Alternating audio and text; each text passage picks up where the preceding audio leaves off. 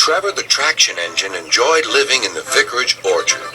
Edward came to see him every day, but sometimes Trevor didn't have enough work to do. I do like to keep busy all the time, he sighed one day, and I do like company, especially children's company. Cheer up, smiled Edward. Sir Topham Hatt has work for you at his new harbor. I'm to take you to meet Thomas today. Oh, exclaimed Trevor happily. A harbor, the seaside, children, that will be lovely.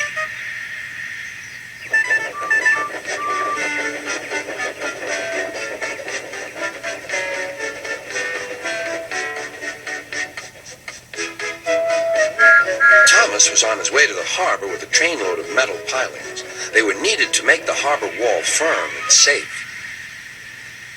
Hello, Thomas, said Edward. This is Trevor, a friend of mine. He's a traction engine.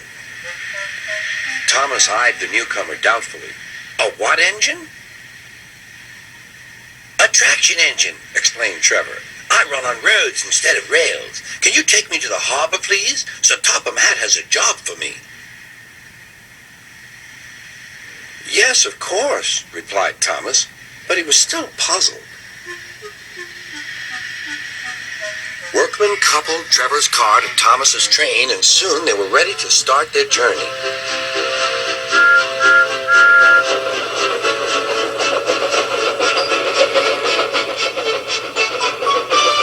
I'm glad Sir Topham Hatt needs me, called Trevor. I don't have enough to do sometimes, you know, although I can work anywhere, in orchards, on farms, in scrapyards, even at harbors. But you don't run on rails, puffed Thomas.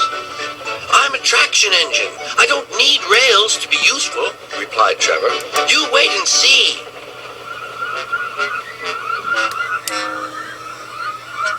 When they reached the harbor, they found everything in confusion. Cars had been derailed, blocking the line, and stone slabs lay everywhere. We must get these pilings passed, said Thomas's driver. They are essential. Trevor, we need you to drag them round this mess. Just the sort of job I like, replied Trevor. Now you'll see, Thomas. I'll soon show you what traction engines can do. Trevor was as good as his word. He dragged the pilings clear with chains and towed them into position. Who needs rails? He muttered cheerfully to himself.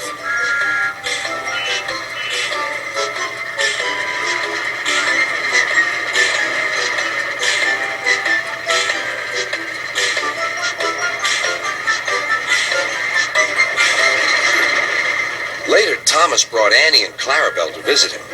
Thomas was most impressed. Now I understand how useful a traction engine can be. The coaches were full of children. Trevor gave them rides along the harbor. He liked this best of all.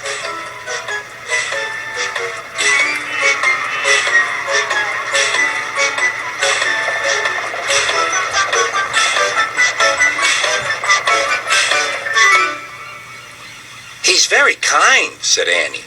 He reminds me of Thomas, added Clarabelle. Everyone was sorry when it was time for Trevor to go. Thomas pulled him to the junction. A small tear came into Trevor's eye. Thomas pretended not to see. He whistled gaily to make Trevor happy. I'll come and see you if I can, he promised. The vicar will look after you, and there's plenty of work for you now at the orchard, but we may need you again at the harbor someday. That would be wonderful, said Trevor. That evening, Trevor stood remembering his new friend Thomas, the harbor, and most of all, the children. Then he went happily to sleep in the shed at the bottom of the orchard.